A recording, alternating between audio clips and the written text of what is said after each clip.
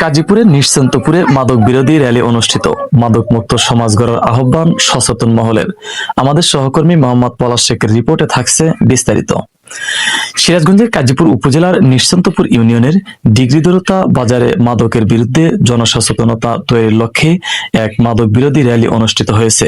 সোমবার 15 জুন বিকেলে অনুষ্ঠিত এই র্যালিতে নেতৃত্ব দেন ডিগ্রিদরতা উচ্চ বিদ্যালয়ের বিএসসি শিক্ষক ফিরোজ আহমেদ। মাদককে না বলুন, সুস্থ সমাজ গড়ুন, এই আহ্বানকে সামনে রেখে আয়োজিত র্যালিতে স্থানীয় বিভিন্ন শ্রেণী পেশার মানুষ অংশগ্রহণ করেন। এ সময় অংশগ্রহণকারীরা হাতে ব্যানার ও ফেস্টুন নিয়ে মাদকের বিরুদ্ধে বিভিন্ন স্লোগান দেন এবং মাদক মুক্ত সমাজ গঠনে সবাইকে এগিয়ে আসার আহ্বান জানান। র্যালিতে বক্তারা বলেন, মাদক একটি ভয়াবহ সামাজিক ব্যাধি। মাদকের কারণে যুব সমাজ ধ্বংসের দিকে ধাবিত হচ্ছে।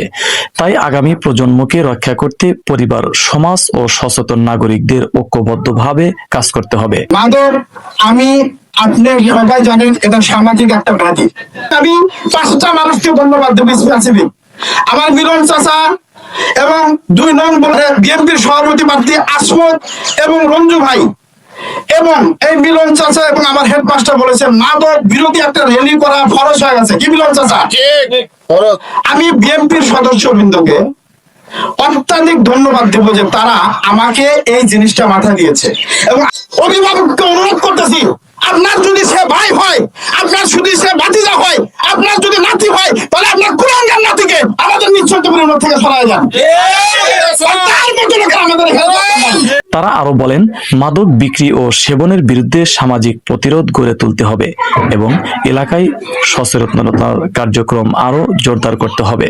হাঁটি হাঁটি পা পা করে এই মাদকের দূরত্বটা এমন পর্যায়ে পৌঁছে গেছে যে মাদকের জন্য আজকে দেখা যাচ্ছে কচি কাঁচা ছেলে মেয়েরা যারা স্কুলগামী পড়াশোনা করবে, উচ্চ শিক্ষার শিখরে আরোহণ করবে, আজকে তারা মাদকে আসক্ত হয়ে তাদের জীবন তিলে তিলে নষ্ট করে দিচ্ছে। ডিগ্রিদরতা বাজার থেকে শুরু হওয়া মাদক বিরোধী র্যালিটি বিভিন্ন সড়ক প্রদক্ষিণ করে সচেতনতার বার্তা ছড়িয়ে দেয়।